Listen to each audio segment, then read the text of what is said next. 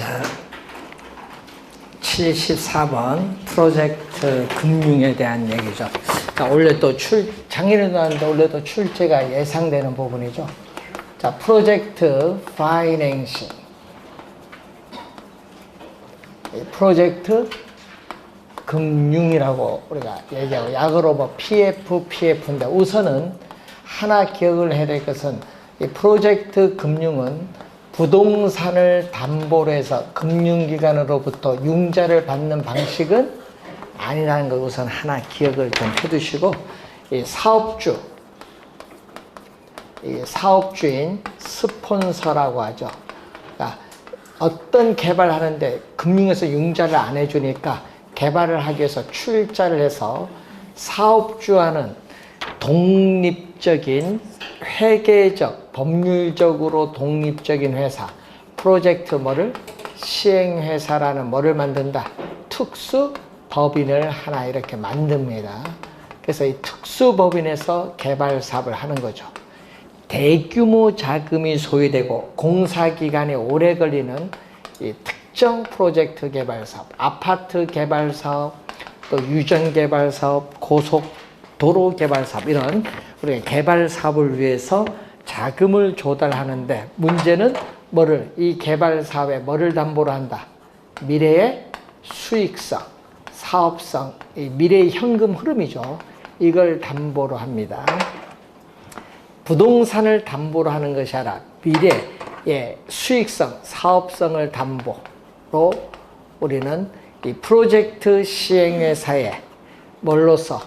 재무 상태표 상의 부채로서 뭐를 발행한다?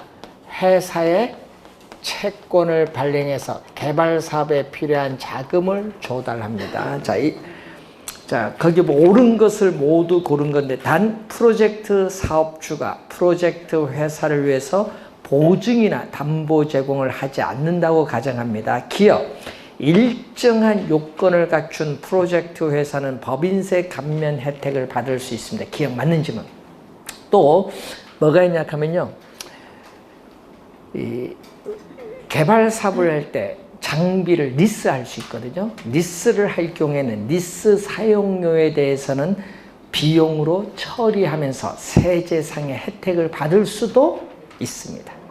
자, 니은 프로젝트 사업주의 재무상태표에 해당 부채가 표시되지 않죠. 어디에?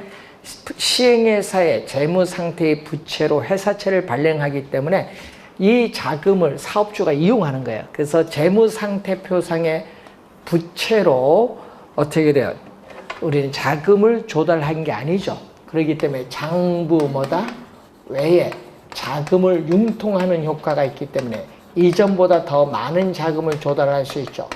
채무를 수용할 수 있는 능력이 높아지면서, 요건 사업주가 가지는 장점. 자, 니은 맞는 지문이고, 디귿 금융회사는 담보가 없어서 위험이 높은 반면 대출 이자를, 담보가 없잖아. 미래의 수익성을 담보로 했기 때문에. 그래서 뭐가 높다? 우리는 대출 이자를 높게 할 수 있어요. 그래서 프로젝트 파이낸싱 금리는 이 기업의 대출 금리로 보통 3, 4배 높아요. 3, 4배 높다. 자, 디귿 맞는 지문이고, 네 번째, 프로젝트 회사가 파산하더라도 금융회사는 프로젝트 사업주에 대해서 원리금 상환을 청구할 수 없죠. 이 사업주는 개인적인 채무가 없는 비소급 금융을 원칙으로 하죠. 비소급 금융 원칙. 왜? 보증이 없기 때문에. 보증하면은 그 보증한 부분에 제한을 둘 텐데, 지금 문제에서 뭐라고 했어요? 보증은 없다 했잖아요. 보증이나 담보 제공을 하지 않는다고 전제하고 있어요. 자, 요 관련해서 우선 해두셔야 될 부분이죠. 그리고 자금은 시공회사인 건설회사라든지 또는 프로젝트 시행회사가 자금을 관리하는 것이 아니라 누가 관리한다? 부동산 신탁회사에서 에스크로우 계좌, 위탁, 관리 계좌에서 이 개발 사업에 대한 어떻게 돼요? 공정한 우리가 비용, 공정하게 사업비를 관리를 하죠.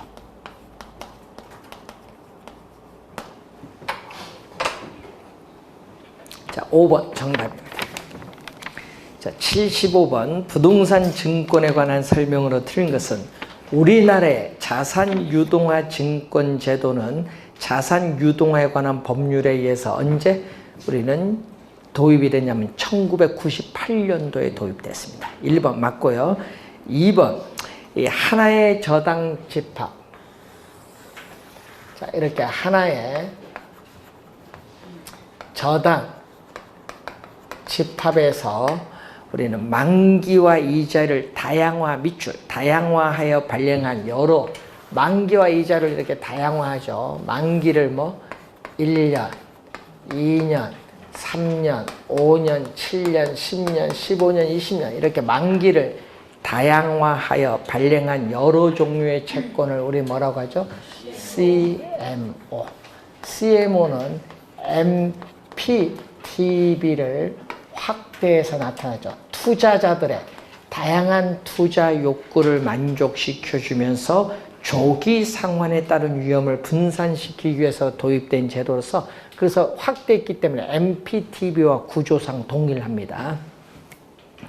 자, 그래서 2번 정답 CMO의 설명. 3번 우리 관련해서 3번, 4번, 5번인데 거기서 5번부터 보세요. 다계층 저당 채권은 발행자는 저당 채권 풀, 요 풀에 대한 소유권을 가지고 이 풀에 대해서 여러 종류의 채권을 발행하는 것. 5번은 개념이 나와 있고, 자 4번에 보시면은 이런 의미겠죠. 자 차입자는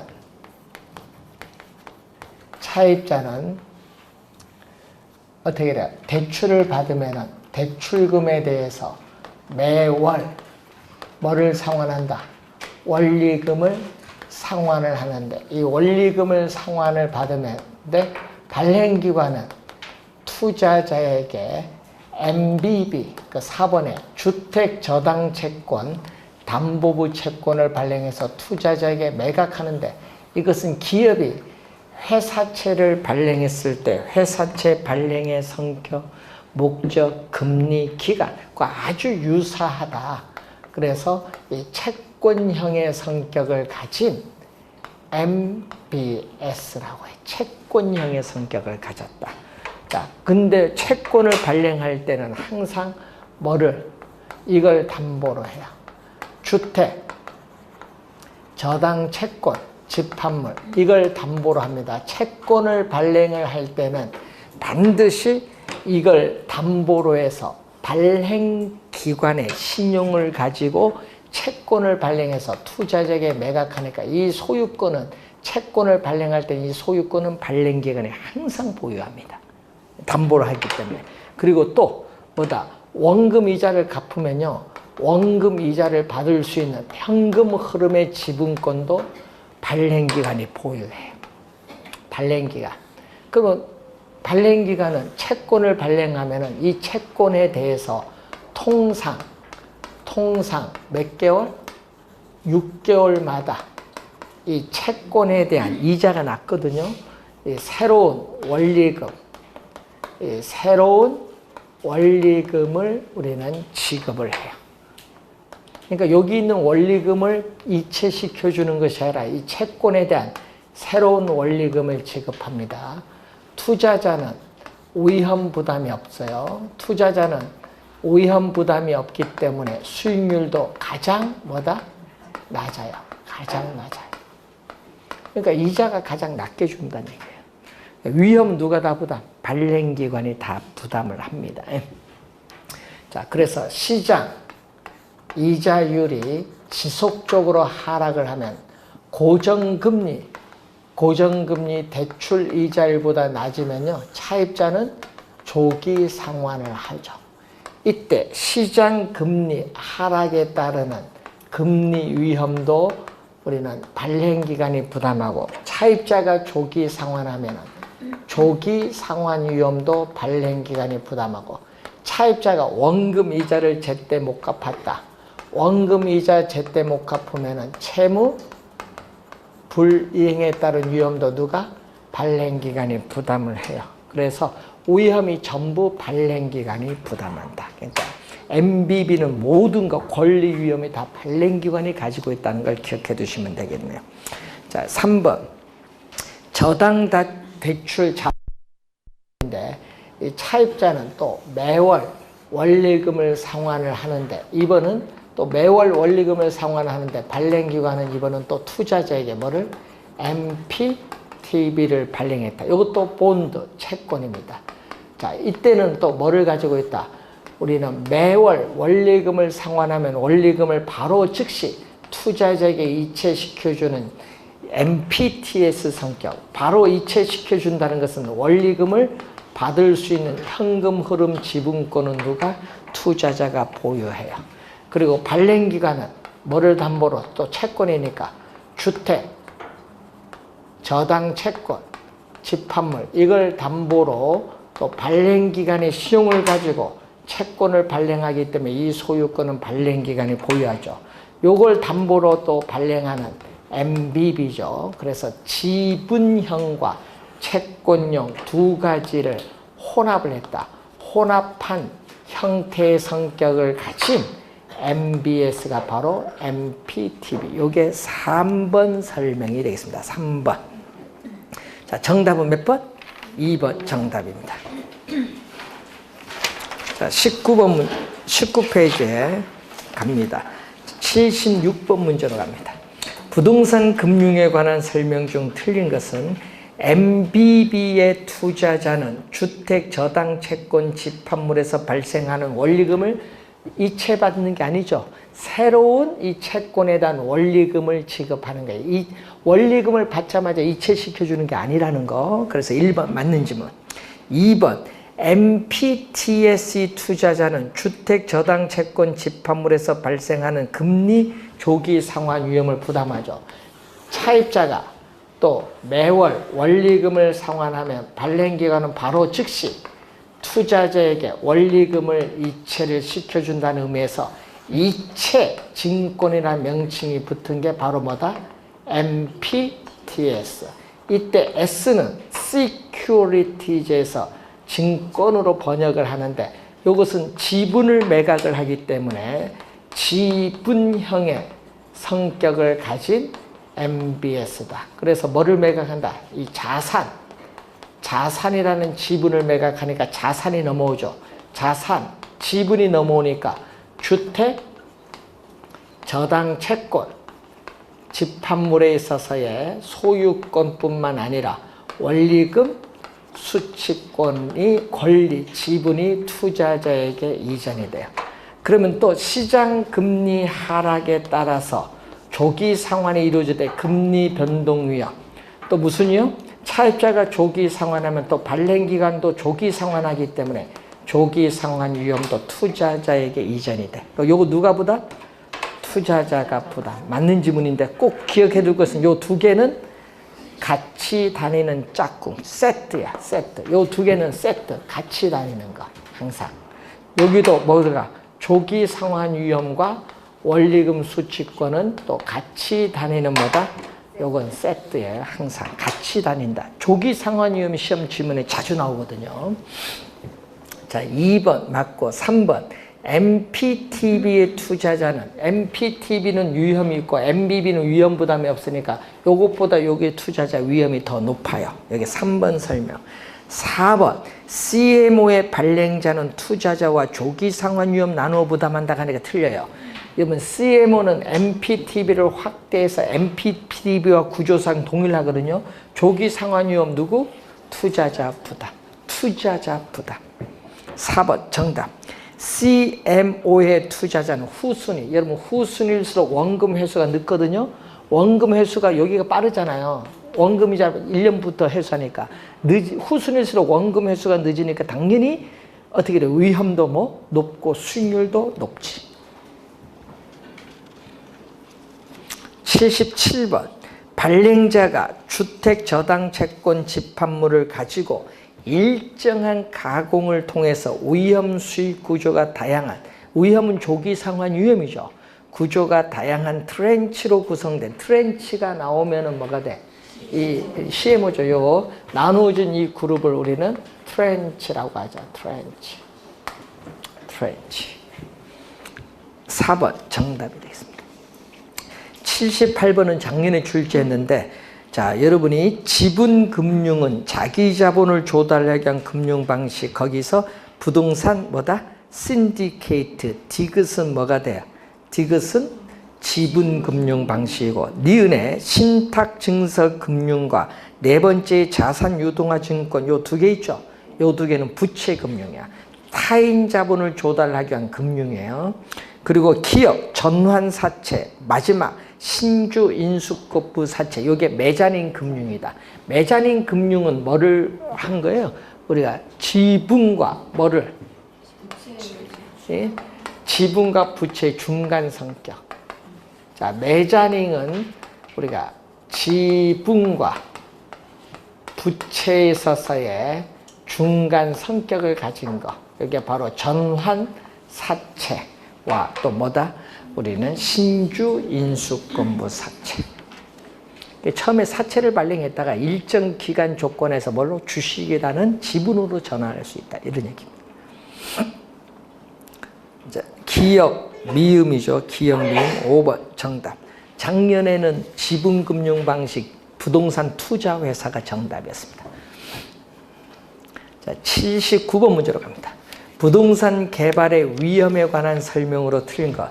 올해 위험이 또 중요한데 자, 항상 누구 얘기죠? 우리는 월포드 얘기가 시험에 많이 나오죠.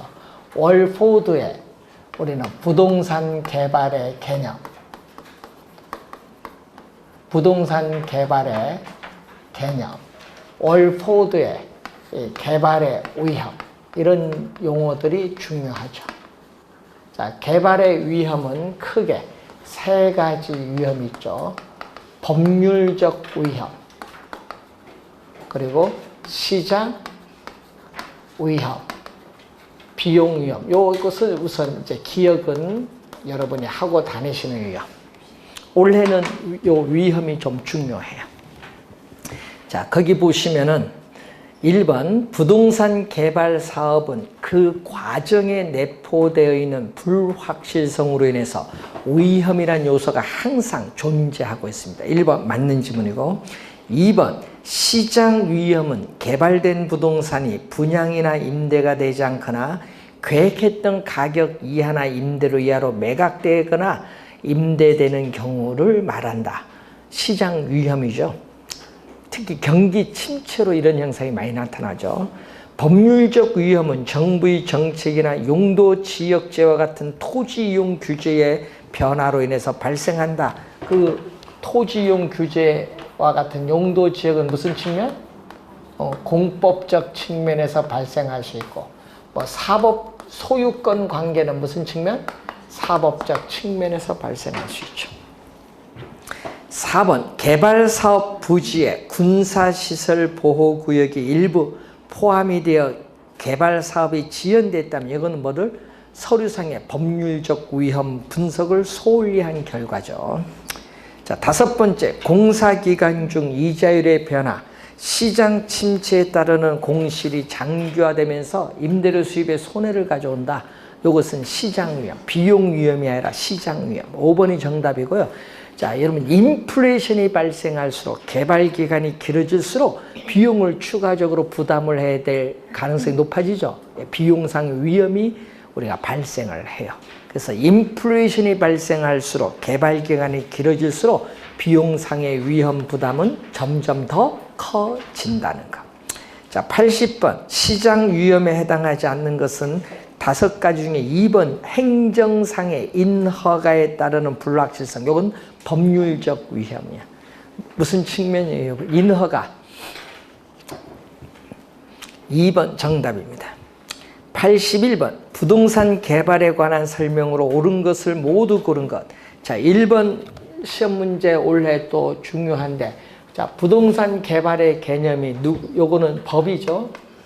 자, 요 법에서 우선 부동산 개발업의 관리 및 육성에 관한 법률.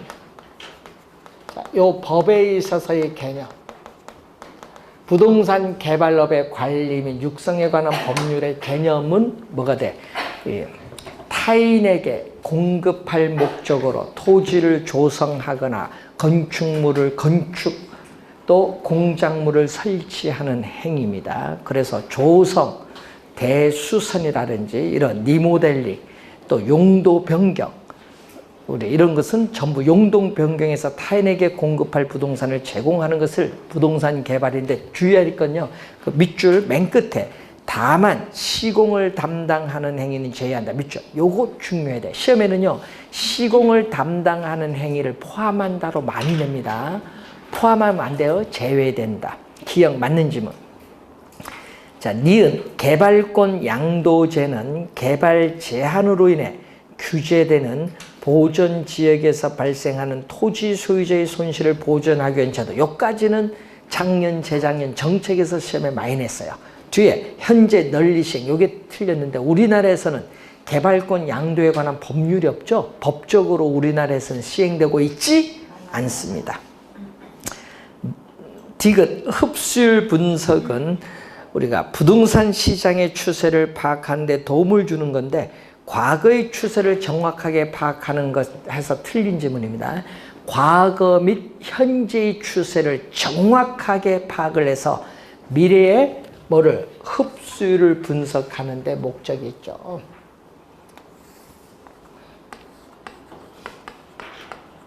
자, 개발의 타당성 분석은 지역, 경제 분석을 토대로 해서 시장 분석이 이루어지고 지역 경제 분석과 시장 분석을 토대로 해서 시장성 분석이 이루어진다. 이 시장성 분석이 좀 자주 나오죠. 여기에 뭐가 나오냐면 흡수율 분석이 있어요. 그래서 흡수율 분석에 뭐다? 지금 목적이 나와 있죠. 목적. 미래의 흡수율을 파악하는 데 목적이 있습니다. 디귿도 틀렸고 네 번째 개발 사업에 있어서 법률적 위험은 용도, 지역, 지구적 같은 공법적 측면과 소유권 관계와 같은 사법적 측면에서 형성될 수 있습니다. 네 번째 맞는 질문.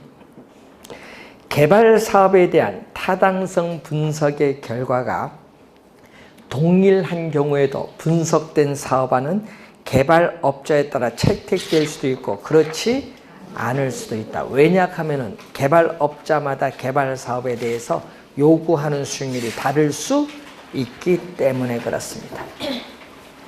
자, 82번 문제로 갑니다.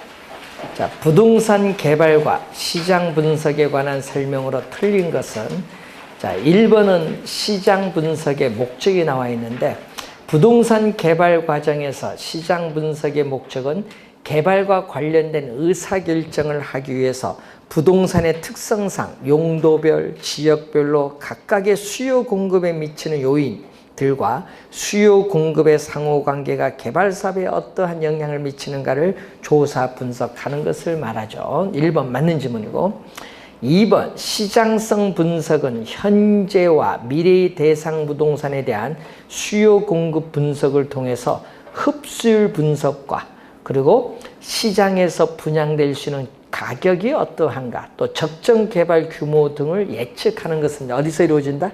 시장성 분석에서 이루어진다. 맞는 질문.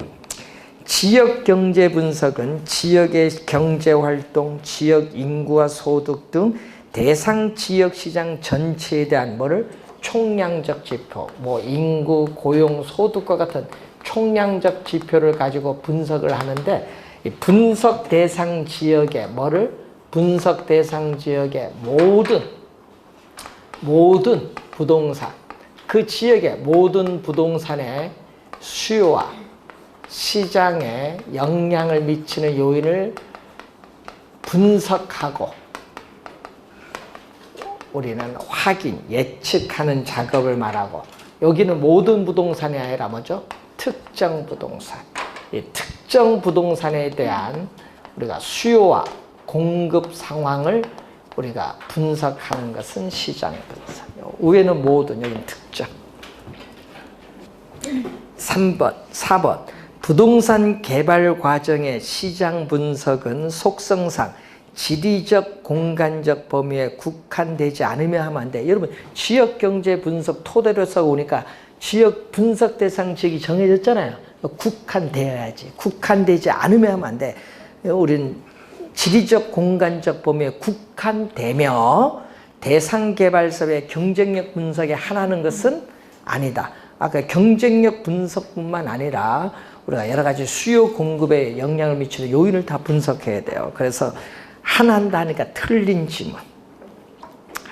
경쟁력 분석에 한하는 것은 아니다. 여러 요인도 분석한다. 자, 그리고 학자에 따라서는 요걸 뭐라고 하죠? 우리는 시장 분석이라고 하고, 또 시장성 분석을 통해서 무슨 분석?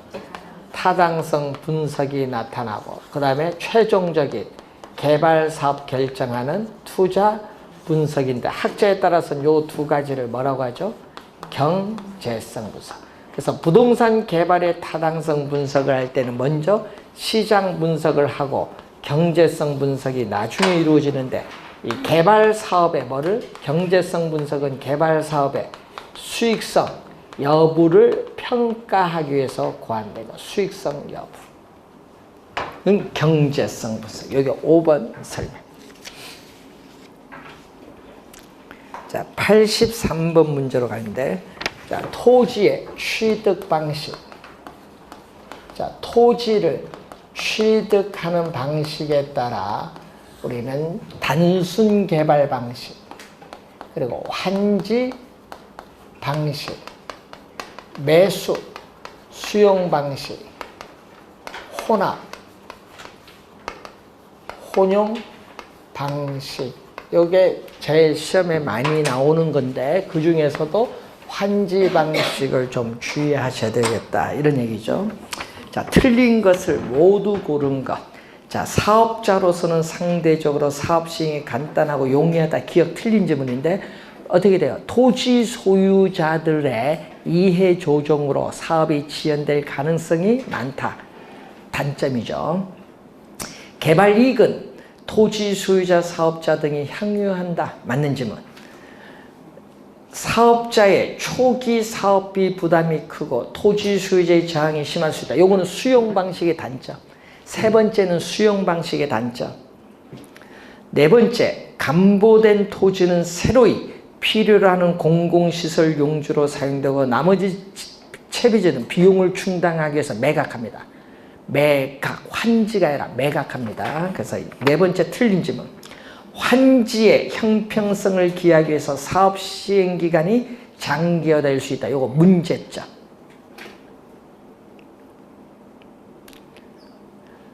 혼용 방식은 수용 또는 사용 방식과 환지 방식을 혼용하여 시행하는 방식으로서 맞는 지문인데, 기역, 디귿, 니을이 틀린 지문이죠. 2번 정답. 자, 84번 문제로 갑니다. 부동산 개발 방식에 관한 설명으로 틀린 것을 묻는 내용이죠. 자, BTL 이런 거 원래 출제 가능성이 높은데 민자를 유치하는 거죠. 그래서 항상 순서대로 잘 가야 돼요. BTL, BTO, BOT, 뭐 BOO가 있잖아요. 원래는 요게 좀 주의를 좀 해두셔야 되는데 순서대로 가는 거. 항상 B가 먼저예요. 예, B가. 그래서 민간이 개발한 시설의 소유권을 준공, B는 준공까지죠. 그리고 소유권을 동시에 공공에 이전시켜서 귀속시키는 것. 그럼 T가 먼저 나와야죠. 그리고 뭐가 민간은 일정 기간 시설 관리 운영권을 가진데 공공은 그 시설 임차에 동그라미. 임차는 뭐다? 리스. 네, 리스. 리스를 사용합니다. 그래서 1번 맞는 지문이 되겠죠. 2번 등가 교환 방식인 경우 토지 소유자가 토지를 제공하고 개발업자가 공사비를 투입을 하여 건물을 건축해서 이 토지 소유자의 토지 가격, 개발업자의 공사비 그 비율에 따라, 즉 그 기여도에 따라 각각 토지 건물의 지분을 갖는 방식입니다. 등가 교환 방식, 맞는 지문이죠? 자, 여러분이 토지 소유자와 개발업자 간에 공동으로 개발하는 사업이죠. 개발 사업의 규모가 뭐다? 크거나 위험도가 높을 경우에 많이 하는데, 이때 이게 바로 뭐죠? 지주 공동사업은 공사비를 건축 면적의 일부인 대물로 뭐한다? 변제하겠다는 방식을 우리는 뭐라고 하냐? 등가 교환 방식이다. 이게 등가 교환 방식. 시험에는 등가 교환 방식, 왼쪽 글보다는 이걸로 많이 출제하죠. 자, 3번 사업 수탁 방식이죠. 작년에 개념 출제했었죠. 사업 위탁형 또는 사업 수탁 방식, 작년 시험에 또 개념을 또 출제를 했습니다. 여러분, 토지 소유자가 개발 사업 전반을 누구에게? 개발업자에게 위탁 대행토록 해서 개발업자가 위탁 대행에 따르는 수수료를 취하는 방식입니다. 자, 그런데 문제는 토지는 누가 가지고 있어요? 토지는 토지 소유자가 가지고 있어요. 자, 토지 소유자가 토지를 가지면서 개발 사업을 하기 때문에 개발 사업은 토지 소유자의 명의. 자, 거기 3번에 보시면은 토지 소유자의 명의로 진행돼요. 자, 이 개발 사업은 토지 소유자의 명의로 진행돼요. 그리고 개발업자는 뭐를 한다? 개발 사업 위탁 대행에 따르는 뭐를? 수수료를 취하는 거예요. 지분을 갖는 것이 아니에요. 그 뒤에 토지 소유자와 개발업자가 지분을 공유한다. 이게 틀렸죠. 개발 지분은 100% 누구에게? 토지 소유자에게 귀속.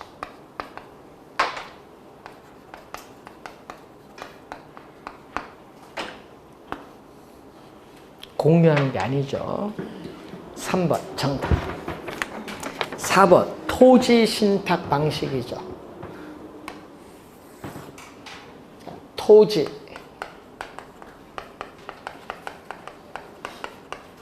신탁 방식인 경우, 자, 토지 소유권이 형식적으로 누구에게? 신탁회사에 이전되죠. 자, 신탁회사의 토지를 약정해서 신탁하면은 수익증권을 발행해서 토지 소유자에게 지급을 합니다. 이때 토지 소유자가 파산하더라도 신탁 개발 사업에 영향을 미치지 않기 위해서는 형식상 토지 소유권을 법률적으로 누구 앞으로? 신탁회사 앞으로 이전을 해요. 그렇기 때문에 토지 소유 주체는 누구다? 신탁회사야. 그렇기 때문에 개발 사업은 토지 소유자로 가면 안 돼요. 누구의 명의로? 신탁회사의 명의로 진행된다. 신탁회사의 명의로 진행이 된다. 자, 항상 형식상 소유권이 이전되고 신탁회사는 토지 소유자의 약정에서 뭐를 발행한다? 수익증권을 발행하며 수익증권 요 소유자에게 수익을 뭐한다? 배당을 하죠. 수익을 배당하기 때문에 이익의 귀속 주체는 바로 수익증권 소유자. 자, 5번 대규모 개발 사업에서는 사업자금 조달, 기술 보완 등을 위해 법인 간의 컨소시엄을 구성하고 있는데, 이때 컨소시엄을 구성하고 있는 회사 중에 하나가 대표 회사가 되거나 참여회사들이 별도로 연합법인을 설립할 수 있죠.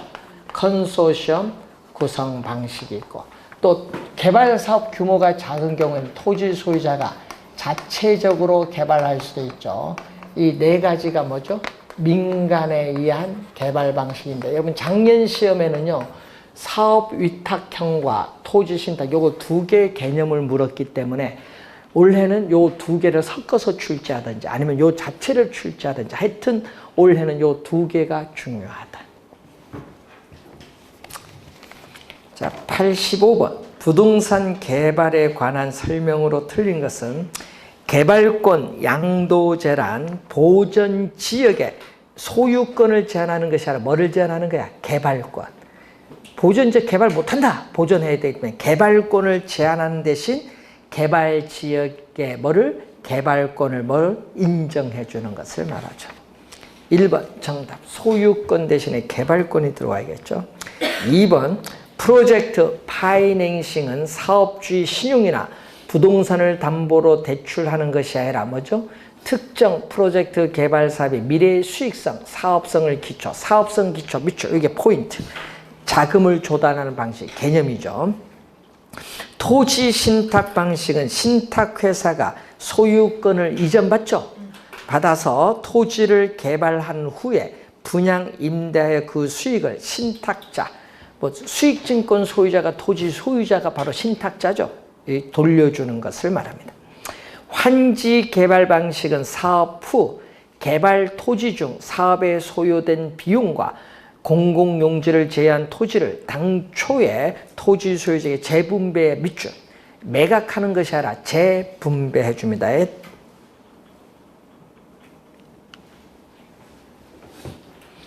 혼용 방식은 환지 방식과 매수 방식을 혼합한 방식으로 도시개발법에 의한 도시개발사업, 산업단지 개발사업 등에 주로 활용되고 있다. 자, 86번 문제. 자, 민간 투자 방식의 추진 방식에 관한 설명으로 틀린 것. 사회 기반 시설 준공과 동시에 해당 시설, 준공은 뭐다? 비고요. 소유권이 국가 또는 지방자치단체 귀속, 요건 T. 사업 시행자에게 일정 기간의 시설 관리 운영권을 인정한다. 요건 O, operate O, BTO 방식. 뭐에 이용한다? BTO는 도로, 터널, 교량 등의 사회 기반 시설에 이용합니다. 2번, 사회 기반 시설 준공, B. 동시에 해당 시설의 소유권이 국가 또는 지방자치단체 귀속, T. 사업 시행자에게 일정 기간의 시설 관리 운영권을 인정하되 그 시설을 국가 또는 지방자치단체 등이 협약에서 정한 기간도 임차, 리스. 그러니까 BTL. 사회 기반 시설 준공, B. 일정 기간 동안 사업 시행자에게 시설 소유권이 인정되면서 그 기간이 만료된다. 만료되면 소유권이 국가 지방자치단체에 귀속되는 거 BOT. 자, 초등학교 교사 신축 사업이라든지 어떻게 그래요? 군인 아파트, 도서관 등에 어떻게 그래요? 적용하는 것은 BTL 방식. 요 BTL 방식. 4번 정답. BTL 방식은 사업 시행자가 최종 수요자에게 사용료를 직접 부과하기 어려운 경우에 적합한 방식. 그러니까 공공이 그 시설을 임차해서 누구에게? 민간 어떻게 돼? 우리가 업자에게 사용료를 지불하는 겁니다. 자, 올해 중요하죠. 용어 좀 확인 좀 해두시고. 자, 87번. 부동산 관리에 관한 설명으로 옳은 것은 자, 부동산 시설의 자산 및 부채를 종합 관리하는 것으로서 시설 사용자나 기업의 요구에 따르는 적극적 관리는 시설 관리가 아니라 뭐다? 자산 관리지. 자산 관리. 1번은 자산 관리죠. 그래서 부동산 소유자나 기업의 재산, 부를 극대화하기 위해서 부동산의 가치를 증진시킬 수 있는 다양한 관리 방법을 모색하는 적극적 관리, 부동산을 매각하는 관리, 투자에 따른 유형 관리, 재개발, 재투자 결정, 포트폴리오, 분산 투자의 관리, 이런 건 전부 자산 관리입니다. 자기 관리 방식은 입주자와의 소통 측면에서 본인이 직접 관리하기 때문에 위탁 관리 방식에 비해서 유리한 측면이 있죠. 장점이죠. 2번 정답이고 또 의사결정에 있어서 신속 빠르다는 장점도 있어요. 위탁관리 방식은 자기관리 방식에 비해서 기밀유지가 유리한 것이 아니라 불리하죠. 여러분, 위탁관리는 기밀유지, 보안관리가 곤란하다는 단점. 반대로 자기관리는 기밀유지, 보안관리가 양호, 유리하다는 장점. 4번, 혼합관리 방식은 자기관리 방식에 비해서 문제 발생 시 책임 소재 파악 용이, 여기 틀렸죠. 책임 소재 파악 용이 한 게 틀렸죠. 문제 발생 시에 책임 소재가 불분명하다는 단점이 있죠. 건물이 고층화와 대규모화가 진행되면서 무슨 방식? 자기관리 방식에서 뭘로? 위탁관리 방식으로 바뀌는 경향이 있죠. 그래서 틀린 질문이 되겠습니다. 2번 정답. 자, 88번. 부동산 관리에 관한 설명으로 틀린 것은, 자, 부동산 자산을 포트폴리오 관점에서 관리하는 자산부채 종합관리, 자산관리 개념 맞고요. 자, 2번. 시설 사용자나 사용과 관련한 다른 부문의 요구에 단순히 부응하는 정도의 소극적이고 우리는 기술적인 측면을 중시하는 부동산 관리는 무슨 관리? 시설 관리. 그래서 2번 재산, 프로퍼티, 재산 관리가 아니죠.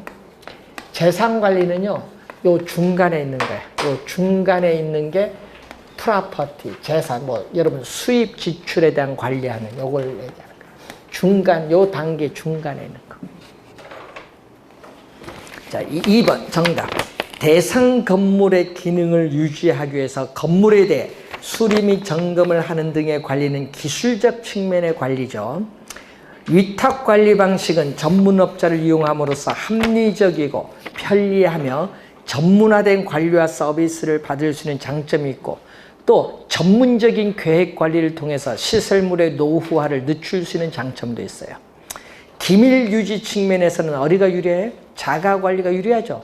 위탁 관리는 기밀 유지가 곤란하다는 불리한 단점이 있죠. 자, 2번이 정답입니다. 자, 89번으로 갑니다.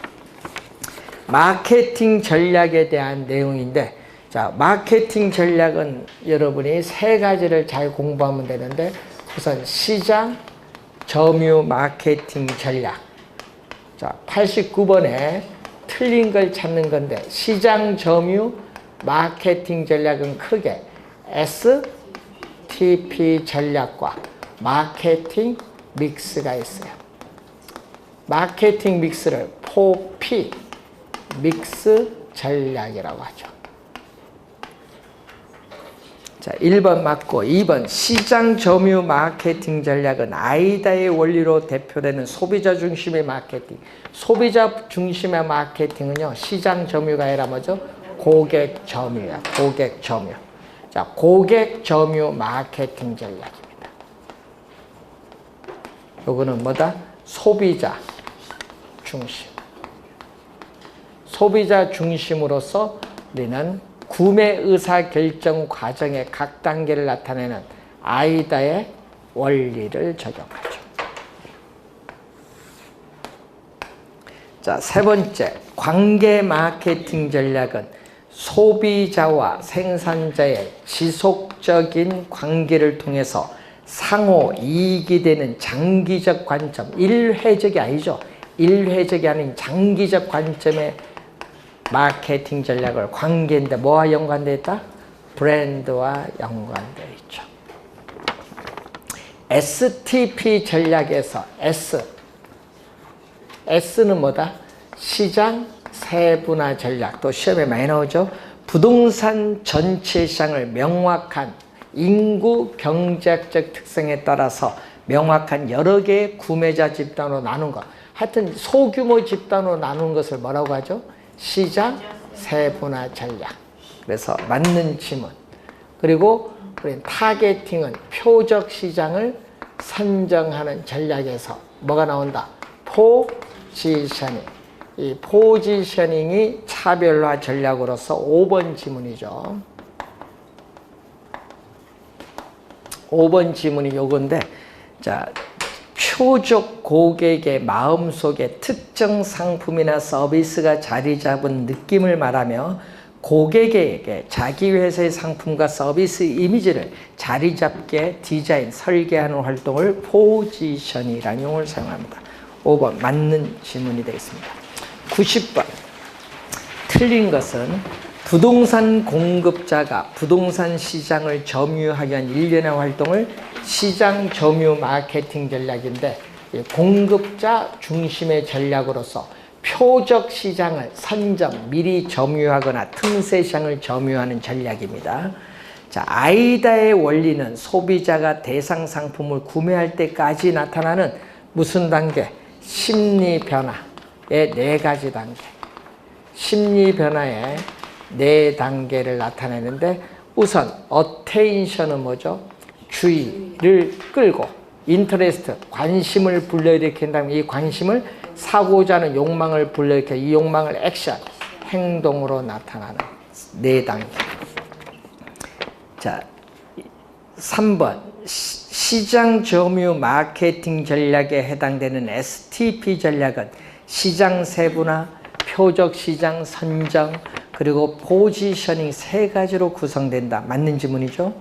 자, 고객 점유 마케팅 전략에 해당하는 4P 믹스 전략은 고객이 아니라 시장 점유 마케팅 전략이고, 여기에 4가지가 있죠. 뭐가 있다? 플레이스, 유통 경로 전략, 프로덕트, 제품 전략, 프라이스, 가격 전략, 프로모션, 촉진 전략이 있어요. 그런데 문제는 거기에 포지션이 들어오면 안 되죠.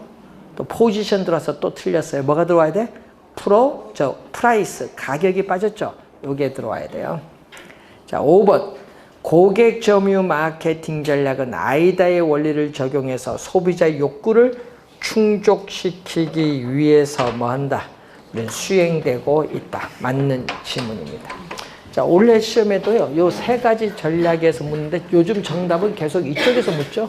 시장 점유에서 계속 묻고 있다는 거.